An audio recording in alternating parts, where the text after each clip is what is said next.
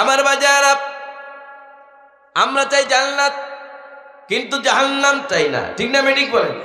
লা ইয়াস্তাবি আসহাবুন নারি ওয়া আসহাবুল জান্নাহ। আসহাবুল জান্নাতি হুমুল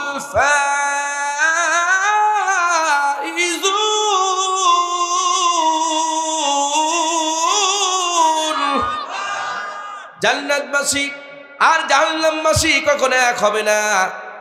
যারা জান্নাতবাসী তারাই হলো সফল কাম। সময় তো ভাই যায়রা, আমরা যদি জান্নাতে যাইতে চাই, কবরে যদি আযাব বন্ধ করতে চাই, তাহলে এই 10টা আলোচনা শুনলেই আমাদের ক্লিয়ার হয়ে যাবে আমরা জান্নাতে যাব না জাহান্নামে যাব। কথা ঠিক না বেঠিক বলেন? পৃথিবীতে যারা সুদখোর ঘুষখোর, তাদের চেহারা কিয়ামতের মাঝে সোয়ারের মতো হয়ে যাবে। আমরা কি বেশি বেশি সুদ খাবো, ঘুষ খাবো? হ্যাঁ। নাম্বার 2 হলো উল্টামুখী মানুষের দল। মাথা থাকবে নিচুর দিকে, পা থাকবে উপর দিকে, পেট থাকবে পিছন দিকে, পিছনের চাই শরীরের সামনের দিকে। সাহাবায়ে-কেরামরা বলেন, হুজুর উল্টামুখী মানুষের দল হবে, এরা কারা হবে একটু মেহরবানি করে বলেন। রাসূল বললেন, এরা হলো তারা যারা পৃথিবীর জমিনে 60 বছর 50 বছর বেঁচে ছিল। তারা হায়াতের জিন্দেগিতে যা খাইছে সব হারাম খাইছে। ইবাদত কবুল হওয়ার প্রধান হাতিয়ার কি কন? কথা কয় না, কন জোরে কন। কি হালাল খাদ্য, হালাল হালাল, কামের মধ্যে কোনো ভেজাল থাকা যাবে না। এই নওগাঁ জেলার বড় একটা হোটেল থেকে যদি আমরা কাচ্চি বিরিয়ানি কিনি, কাচ্চি বিরিয়ানির মাঝখানে 100 টাকা পায়খানা যদি তুলে দেওয়া হয়, কেউ খাবে না। কারণটা কি? হালালের মধ্যে হারাম ঢুকে গেছে। ওটা হালাল নয়, এটা হারাম হয়ে গেছে। আমরা শোরুম থেকে যদি একটা হোন্ডা কিনি, R15, পালসার, ডিসকভার যাই কিনি না কেন, শোরুমের ম্যানেজার বলে দেয় আপনি ফুটপাতের দোকান থেকে তেল তুলবেন না, তেল যদি উঠান ইঞ্জিনের ডিস্টার্ব দিবে। আপনি পাম্পের থেকে তেল তুলেন, সেই তেলের মধ্যে কোনো ভেজাল নাই। আমার ভাই যায়রা, ফুটপাতের তেল যদি আমরা হোন্ডার মধ্যে ঢুকাই, হোন্ডা কি স্টার্ট দেয় না, ইঞ্জিন ডিস্টার্ব দিবে। আমার ভাই যায়রা, হোন্ডার ইঞ্জিন তো কি ইঞ্জিন, তার সাইডে কোটি কোটি দামি ইঞ্জিন হচ্ছে এইটা। এই কলেজা, এই কলেজার মধ্যে যদি সুদ ঘুষের খাদ্য যায়, হারাম খাদ্য যায়, হাজার ইবাদত বন্দি করলে আল্লাহর দরবারে ইবাদত কবুল হবে না। কথা ঠিক না বেঠিক? কেন হয় না? 500 বছর আগে শাহজালাল আলী আমির রাহমাতুল্লাহ আলাইহি গৌর গোবিন্দের বিরুদ্ধে যুদ্ধ করবার জন্য বিল্ডিং এর পাশে দাঁড়িয়ে নারায়ে তাকবীর আল্লাহু আকবার দিয়েছে। গৌর গোবিন্দের বিল্ডিং থেকে একটা ইট খসে জমিনে পড়ে গিয়েছে, আমরাও তাকবীর দিচ্ছি, মার খাচ্ছি। কিন্তু তাকবীর কিন্তু একই, উনিও তাকবীর দিয়েছে, আমরাও তাকবীর দিচ্ছি। তার মানে ওনার তাকবীর মধ্যে ঈমান আছে, আর আমাদের তাকবীর মধ্যে কি সুদারো ঘুষারো ঈমান। রাগ করতেছেন নাকি? হ্যাঁ, নাকি ওয়াজ কি ঘুরিয়ে ধরবো নাকি? হ্যাঁ, ভালো করে শোনেন। এত মুসলমান, আমি কিন্তু খুব সংক্ষিপ্ত এই 10টা আলোচনা করতে সারা রাত যদিও আলোচনা করি তাও ফুরাবে না, কারণ কোরআনের আয়াত অল্প, ব্যাখ্যা বেশি। আল্লাহু আকবার বলেন, আল্লাহু আকবার। আমার ভাই যারা, এইবার চলে আসেন নাম্বার 2 নম্বর হারামখোর। যারা হারাম খাদ্য খাবে, হারাম খাবে, এদের উল্টামুখী হয়ে কাল কিয়ামতের ময়দানে আল্লাহর কাছে উঠবে। চলে আসেন নাম্বার 3 নম্বর হলো হাত পা কাটা মানুষের দল। এই হাত কাটা, এই হাত কাটা, এই পা কাটা, অর্ধেক অর্ধেকগুলো অঙ্গগুলো কেটে কেটে 3 নম্বর ধরে আল্লাহ পাকের দরবারে উঠবে। সাহাবায়ে-কেরামরা জিজ্ঞাসা করেন, হুজুর যাদের অঙ্গগুলো কাটা, অর্ধেক অর্ধেক করে কেটে কেটে আল্লাহ পাকের দরবারে ওঠানো হবে, কারা হবে? রাসূল বলেন, তারা ওই সকল গার্জিয়ান, ওই সকল ছেলেরা, যে সকল ছেলেরা এই হাত দ্বারা মাকে ধরে মেরেছে, এই হাত দ্বারা বাপকে ধরে মেরেছে। আমার ভাই যায়রা, বলেন তো কি বাংলাদেশের জমিনে মা বাপকে সন্তান ধরে মারে কিনা? ধরে কোন মারে কিনা? অনেকেই মানে আমার ভাইজারা মাকে ধরে মেরেছে, যে মাতার গাম পায়ে ফেলে সন্তানকে মানুষ করেছে, সেই সন্তান বইয়ের কথা মতো ওঠে আর বসে, মাকে ধরে মারে, বাপকে ধরে মারে। এই বাংলাদেশের জমিনে একটা ঘটনা ঘটেছিল, পেপার পত্রিকা আসছে, বইয়ের কথা মতো মাকে মেরে তার ঠ্যাংটা ভেঙে দিয়েছে, হাসপাতালে নিয়ে যাইতে চাইছে, পাড়া প্রতিবেশী নিয়ে যেতে দেয় নাই, নিয়ে যেতে দেয় নাই। মাকে মেরে ঠ্যাং ভেঙে সন্তান যখন চট্টগ্রাম চলে গেল, 3 দিন পর স্ত্রী ফোন দিয়েছে, ও গো প্রাণের স্বামী, তাড়াতাড়ি চলে আসো, আমাদের 4 বছরের সন্তান অসুস্থ। দ্রুত গতিতে বাড়িতে চলে আসছে। রাত 2টা-3টার সময় বাড়ির মধ্যে ঢুকলো। ঢোকার পরে দেখে তার স্ত্রী তার 4 বছরের সন্তানকে কোলের মধ্যে করে নিয়ে মাথায় পানি ঢালছে। স্ত্রীর চোখ দিয়ে পানি দাদা দাদা করে পানি পড়তেছে, সন্তানকে কলিজার সঙ্গে একদম জড়ায় ধরছে। স্ত্রী অবস্থা দেখে চিন্তা করলো, হায় সর্বনাশ, আমি কি ভুল করেছি? আমার সন্তানকে, আমার স্ত্রী সারা দাঁড়িয়ে দাঁড়িয়ে সারা ধরে আমার সন্তানকে খেদমত করেছে, মাথায় পানি ঢালছে। আমি যখন ছোট ছিলাম আমার মা তো এরকম আমাকে খেদমত করেছিল।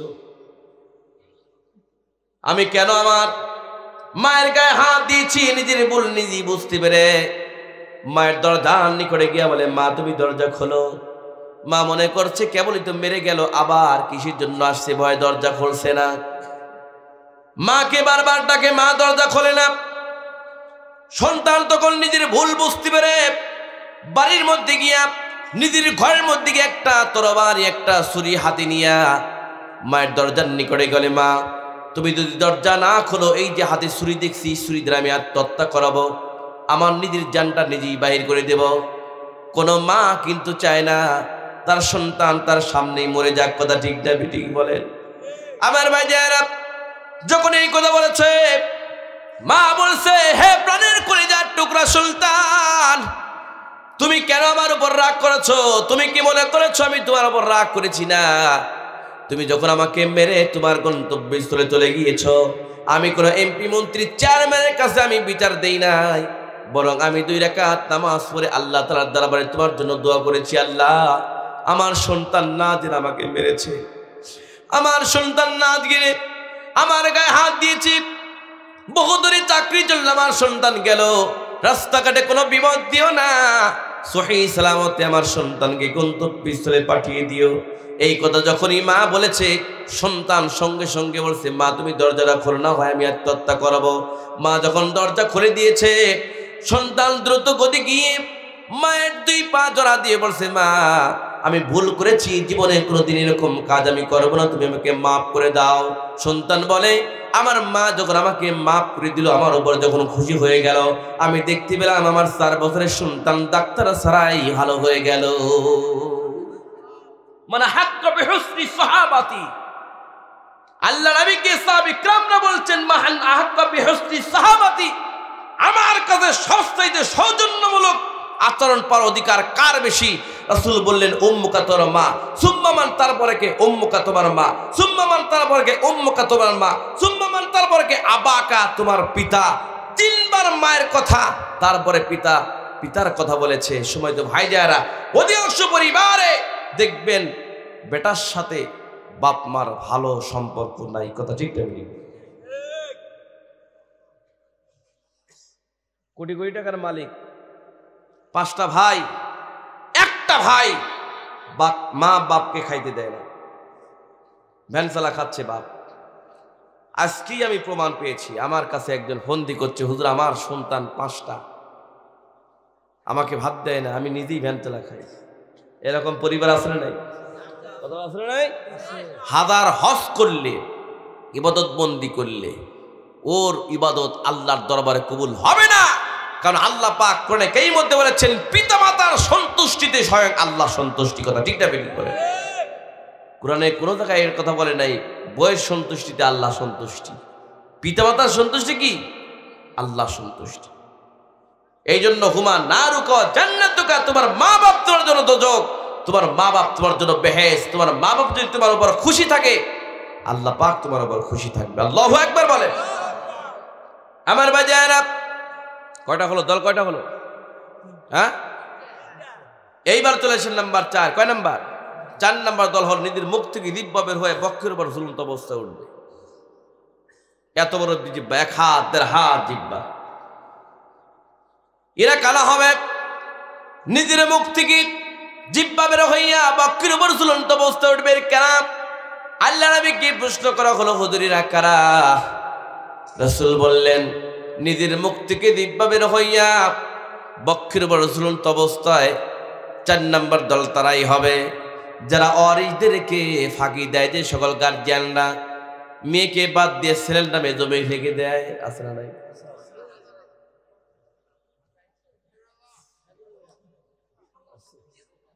আজকের ওয়াজে কিন্তু ফয়সালা হয়ে যাবে, কবরে আযাব হবে না, শান্তি হবে। কি কর? হ্যাঁ, কি আপনারা রাগ করতেছেন নাকি? অনেক হাজী সাহেব হজ করবার যাওয়ার সময় দেখবেন 4-5টা মেয়েকে ফাঁকি দিয়া ছেলের নামে জমি লিখে চলে যাচ্ছে। ওরে হাজী রে, মেয়েকে বাদ দিয়া ছেলের নামে জমি লিখে দি, তুই প্রমাণ করলে আমি বিশ্বের 5,000 হজ করলে ওই হজ আল্লাহর দরবারে কবুল হবে না, হবে না, হবে না, হবে না, হবে না।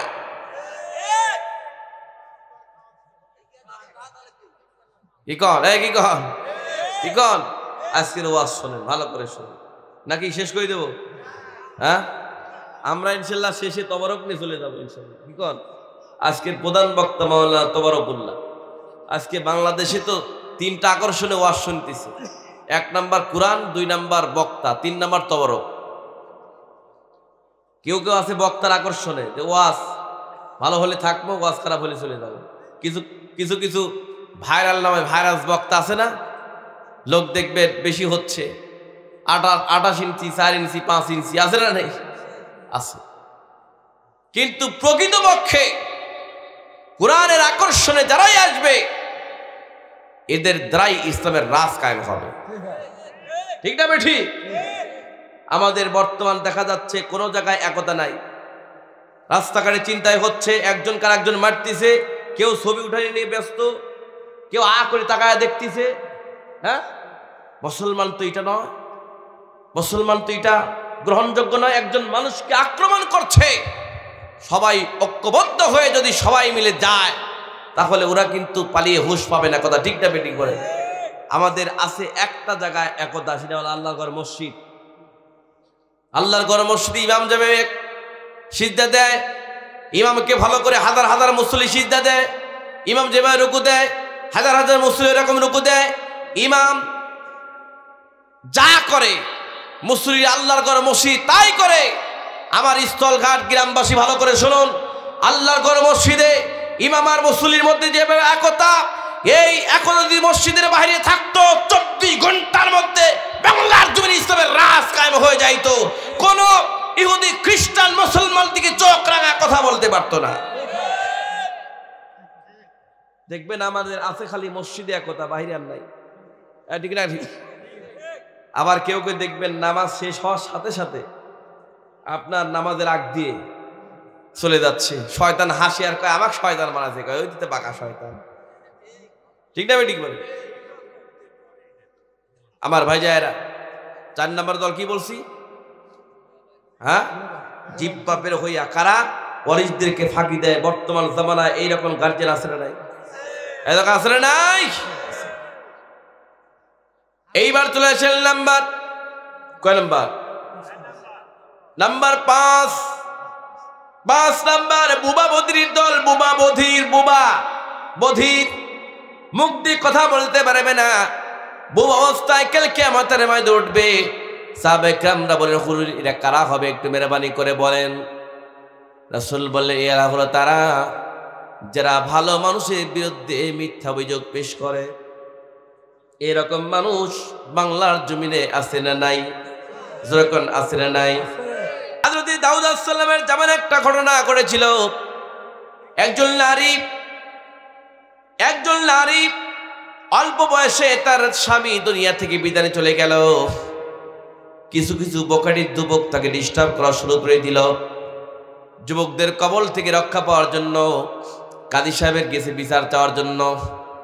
কাজী সাহেবের কাছে যখন বিচার চাওয়ার জন্য যায়, কাজী সাহেব নিধি দেখছে মেয়ের চেহারা ভালো, নিধি বলছে আমি তোমাকে বিয়ে করবো। নাউজুবিল্লাহ।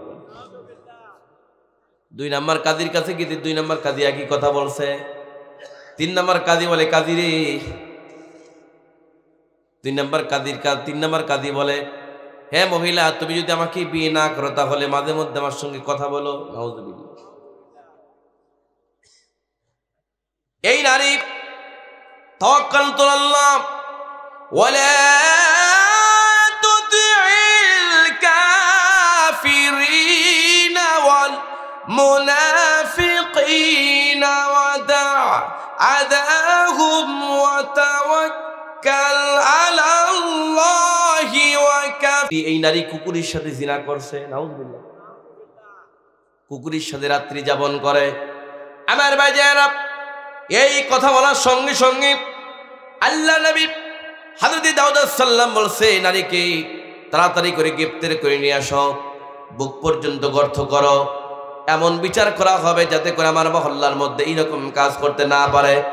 নারীকে যখন ধরতে গিয়েছে, একটা ভালো মানুষকে যদি ধরে তাহলে গ্রামের সমস্ত মানুষ কিন্তু তার পক্ষে সুপারিশ করবে কি করবে না। নারীকে যখন গ্রেফতার করেছে, একজন নারী অন্য নারীকে বলছে এই নারী তো ভালো মানুষ, জীবন ইসলাম বিরোধী কোনো কাজ করে নাই, মিথ্যা অভিযোগ দিয়া মিথ্যা বানোয়াট কথা দিয়া তাকে ধরে নিয়ে যাচ্ছে। এই কথাটা একজন যুবকের কানে চলে গেল। যুবকটা হচ্ছেন দাউদ আলাইহিস পুত্র সুলাইমান। যখন আল্লাহু আকবার। সুলাইমানের কানে যখন চলে গেলেন, সঙ্গে সঙ্গে সুলাইমান সাল্লাম তার আব্বাকে বলছে আব্বা জান, এই বিচারটা আপনি না করে আমার হাতে উঠাই দেন, আমি বিচারটা করতে চাই। ঠিক আছে তুমি করো। সুলাইমান সাল্লাম সঙ্গে সঙ্গে হাজার হাজার মানুষের সামনে এই 3 জন কাজীকে 3টা কামরার মধ্যে বন্দী করা হলো। 1 নম্বর কাজীকে বলছে কাজী রে, তুই যে বলছিস এই কুকুরের সাথেই নারী জিনা করছে, তুই বল তো দেখি এই কুকুরের রংটা কেমন ছিল? কয় কালো ছিল। কারোর সাথে কারোর দেখা নাই, আলাদাভাবে বন্দী করা হলো। 2 নম্বর কাজীকে বলে কাজী রে, তুই বল তো দেখি এই কুকুরের রংটা কেমন ছিল? কয় লাল ছিল। মিল আছে নাকি? আলাদাভাবে বন্দী করা হলো। 3 নম্বর কাজী বলে কাজী রে, তুই যে বলছিস কুকুরের সাথে জিনা করে, বল তো দেখি এই কুকুর রংটা কেমন ছিল? বলে সাদা ছিল। সঙ্গে সঙ্গে 3টা কাজী 3 রকম রং বলেছে। এবার সাথে সাথে আল্লাহর পয়গম্বর দাউদ আলাইহিস সালামের কাছে গিয়ে বলছে আব্বা জান, 3 জন কাজী 3 রকম রং বলা মানে মিথ্যা অভিযোগ পেশ করেছে। পয়গম্বর দাউদ আলাইহিস সালাম বলছেন আর দেরি করো না, নারীকে গর্তের মধ্যে থেকে উঠাও, এই 3 জন কাজীকে গর্তের মধ্যে নামাইয়া জীবন্ত হত্যা করে ফেলাও। আল্লাহু আকবার। যার পক্ষে কেউ নাই তার পক্ষে কে আছে? জোরে বল কে আছে? বুবা বধিরের দল। এরা কারা? ভালো মানুষের বিরুদ্ধে মিথ্যা অভিযোগ পেশ করে। বর্তমান জামানায় এইরকম মানুষ আছে না নাই? এরকম আছে না নাই? একদল ক্ষমতায় থাকলে আর একদল বাড়িতে থাকতে পারে না। কথা কয় না, কথা কয়। একদল ক্ষমতায় থাকলে আর একদল কি মিথ্যা বানোয়াট হামলা মামলা দিয়ে জোর জঙ্গলে থাকা লাগে। কথা ঠিক না বেঠিক বলে? ধরে আল্লাহ ধরে না, ধরলে আল্লাহ, ধরলে আল্লাহ। আমার ভাইজারা ভালোই তো। আলেমদের কথা কখনো ফেরান যাবে না। কারণটা কি? আল উলামা ওয়ারাসাতুল আম্বিয়া। আলেমরা হচ্ছে নবীদের ওয়ারিস।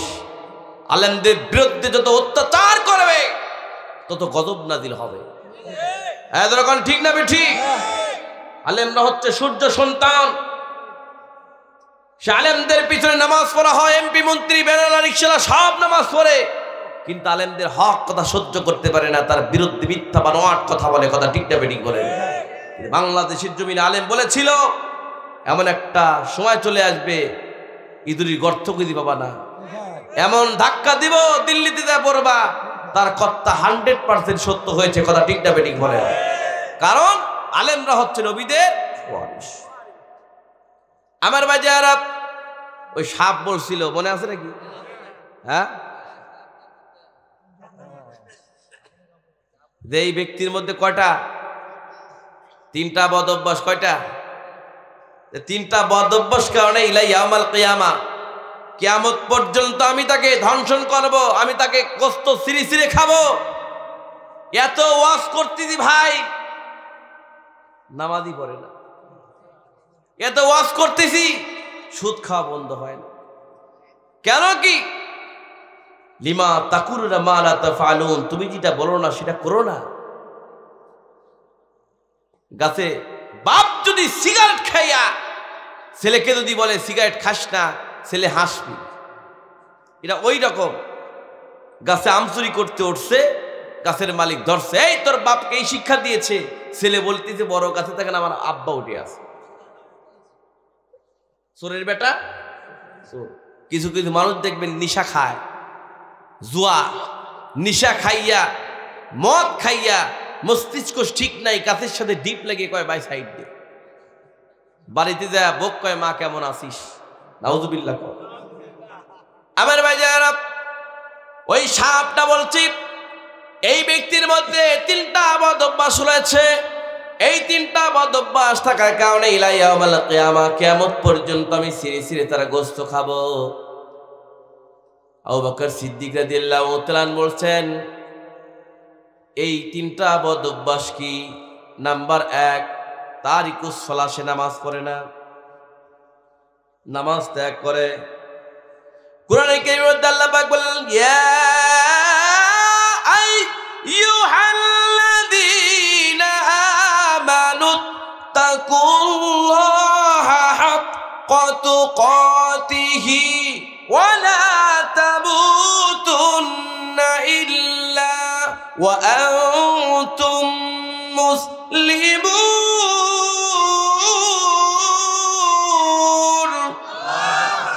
ইয়া আইয়ুহাল্লাযীনা আমানু, হে ইমানদাররা, ইত্তাকিল্লাহ, আল্লাহকে ভয় করো। ওয়া লা তামুতুন্না ইল্লা ওয়া আনতুম মুসলিমুন, and do not die until unless you become a true Muslim, and do not die, তোমরা মৃত্যুবরণ করো না কবরের মাটিতে এসে না মুসলমান না হয়ে। ইহুদি খ্রিস্টান বৌদ্ধ আর মুসলমানদের মধ্যে পার্থক্য করে একটাই জিনিস, মুসলমান বা জাতি নামাজ পড়ে, অন্য জাতির নামাজ পড়ে না। কথা ঠিক না বেঠি? নাম্বার 1 হলো তারিকুস সালাহ, নামাজ পড়ে না।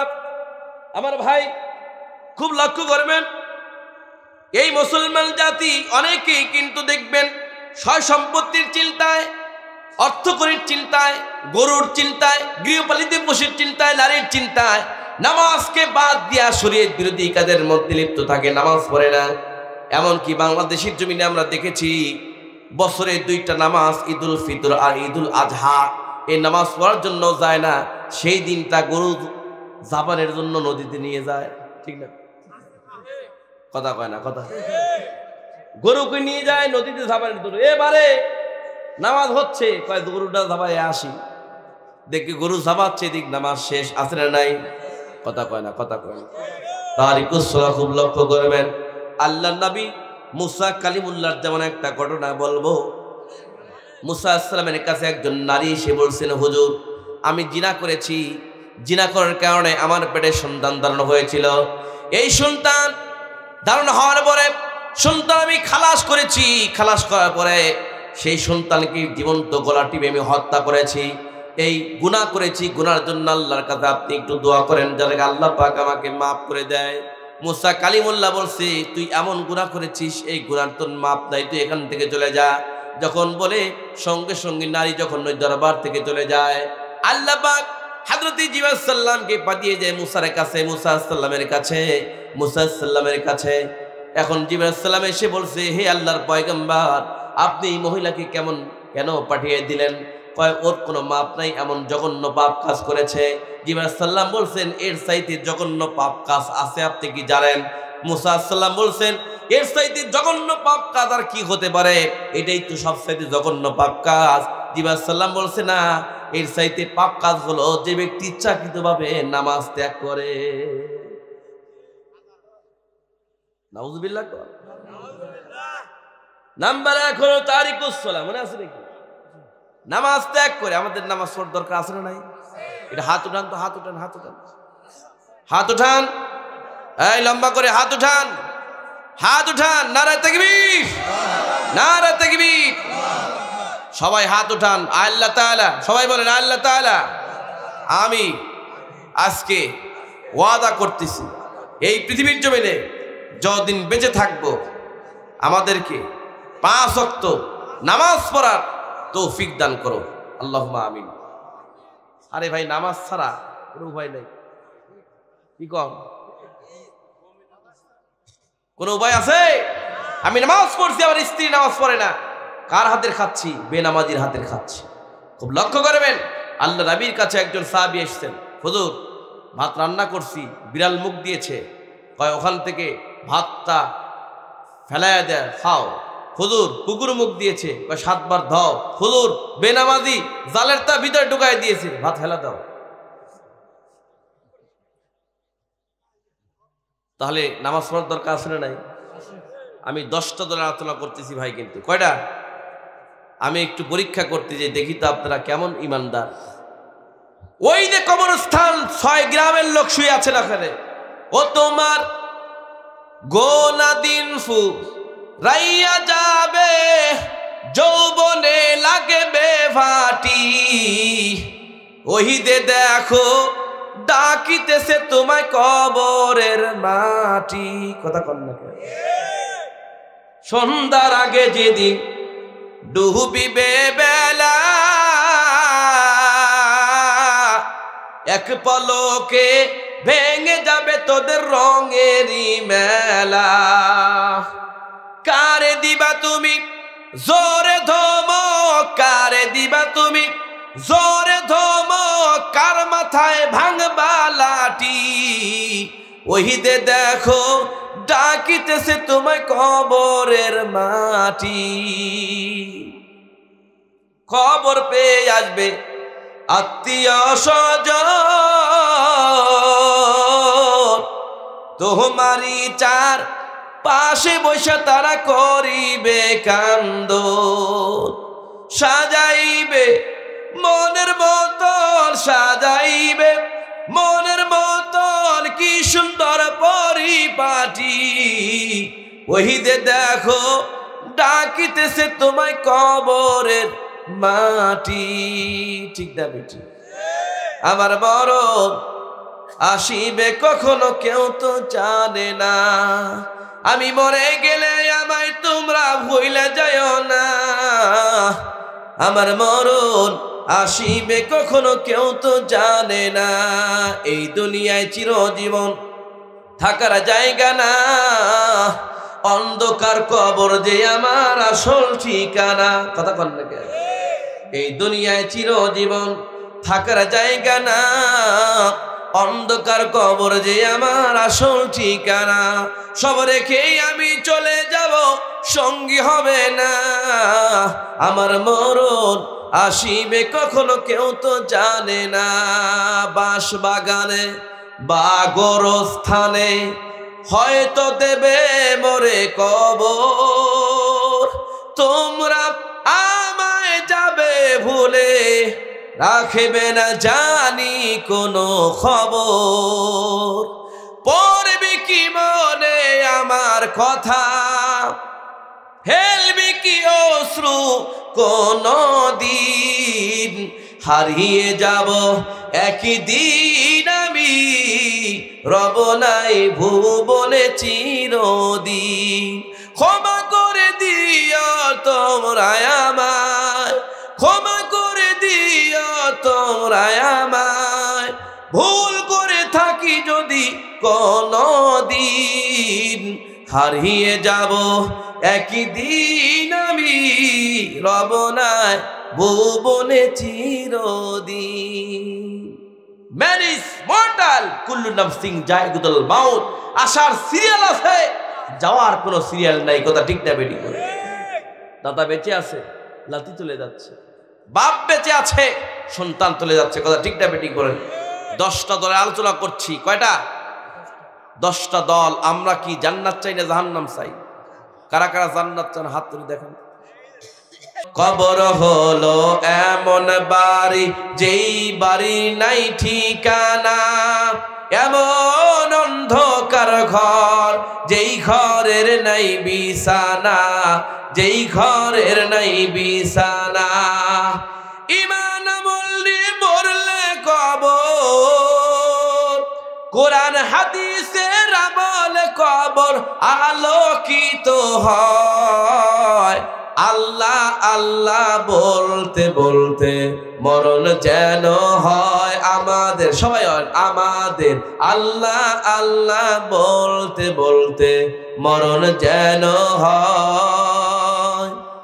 মুনকার নাকিরের তিনটি প্রশ্নের জবাব সঠিক হলে কবর থেকে জান্নাত মুখী দরজা যাবে খুলে রে, দরজা যাবে খুলে।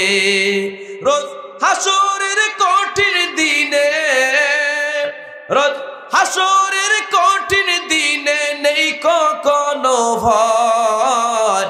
আল্লাহ আল্লাহ বলতে বলতে মরণ যেন হয়। মরণ কালে জবান যেন কালিমা নসিব হয়। আল্লাহ আল্লাহ বলতে বলতে মরণ যেন হয়। রোজা করিতে চলে আসছে, ঠিক না ভাই? ঠিক। ইদা দাখালা রমাদান, রমজান মাসে একটু ভালো করে শোনেন। ইদা দাখালা, তখন রমজান মাস আছে, ফুতিহাত আবু আবুস সামাই, আসমানের দরজা খুলে দেওয়া হয়। ফুতিহাত আবু আবুল জান্নাত, জান্নাতের দরজা খুলে দেওয়া হয়। কুল্লিকত আবু আবু জাহান্নাম, জাহান্নামের দরজা বন্ধ। অফি রুয়ায়াতিন ফুতিহাত আবু আবুর রহমাতি, রহমতের দরজাগুলো খুলে দেওয়া হয়। আল্লাহু আকবার বলেন।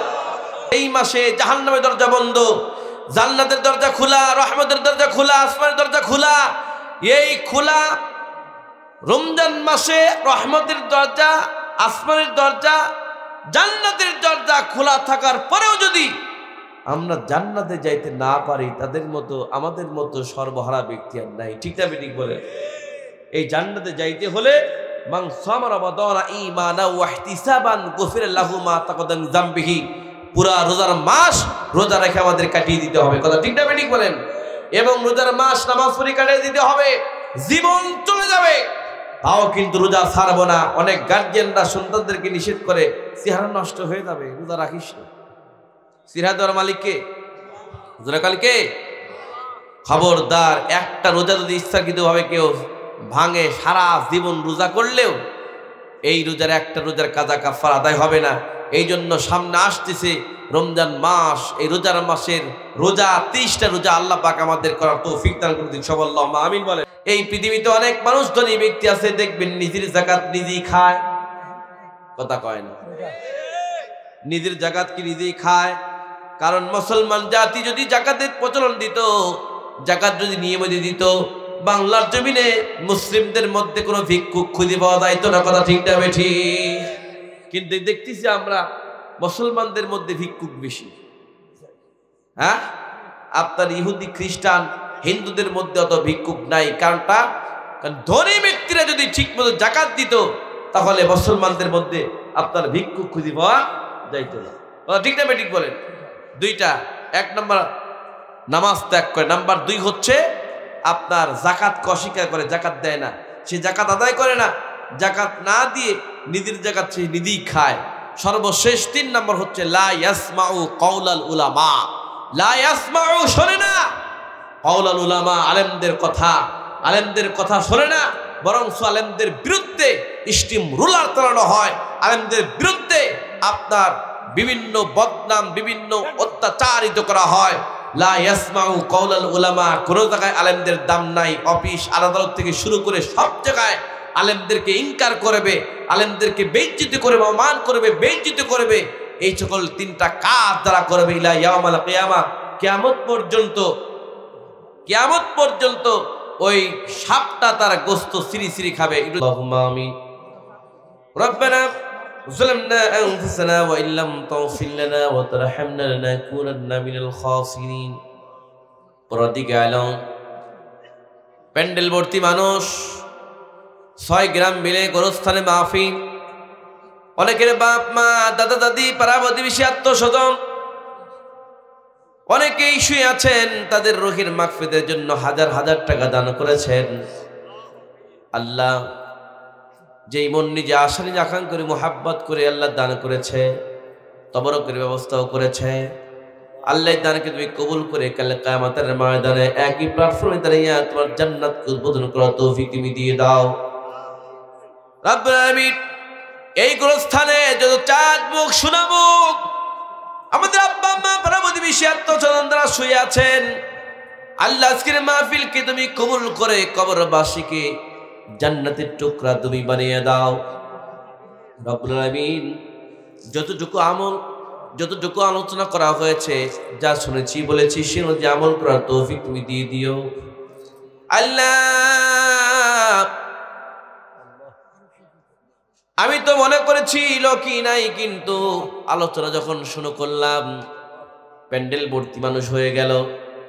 কেন এসেছে? তোমার কোরআনকে ভালোবাসে, এই জন্য এসেছেন।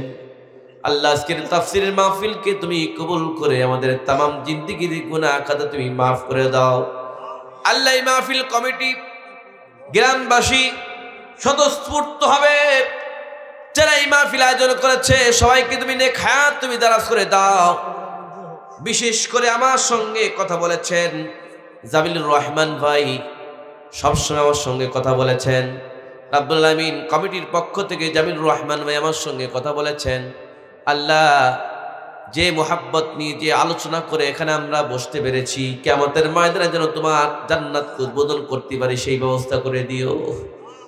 কোরআনের জন্য, ইসলামের জন্য আমার বাংলাদেশটাকে তুমি কবুল করে নাও আল্লাহ। মুনাজাত শেষ করে আমরা যার যার বাড়িতে চলে যাব, রাস্তাঘাটে কোনো বিপদ দিও না, সহিহ সালামতে গন্তব্যস্থলে পৌঁছার তৌফিক তুমি দিয়ে দিও। রাস্তাঘাটে কোনো বিপদ দিও না। এই বাংলাদেশটা সুখে শান্তিতে বসবাস করতে চাই, মারামারি কাটাকাটি রাহাজানি হারাহারি আমরা চাই না আল্লাহ তাআলা। আমরা পৃথিবীর জমিনে বেঁচে যতদিন পর্যন্ত থাকবো তোমার কোরআন নিয়ে বেঁচে থাকার ব্যবস্থা তুমি করে দিও আল্লাহ। আমরা মুনাজাত শেষ করলাম এই আশা নিয়ে আকাঙ্ক্ষা নিয়ে, আজকে দোয়াকে তুমি কবুল করেছ, সমস্ত জীবনের গুনাহ তুমি মাফ করে দিয়েছ আল্লাহ। আমরা যা দিয়েছি তা তুমি কবুল করেছ, যতটুকু পেরেছি ততটুকু দিয়েছি। এখন তোমার দেওয়া বাকি, তোমার কাছ থেকে জিনিসটা চাই আল্লাহ।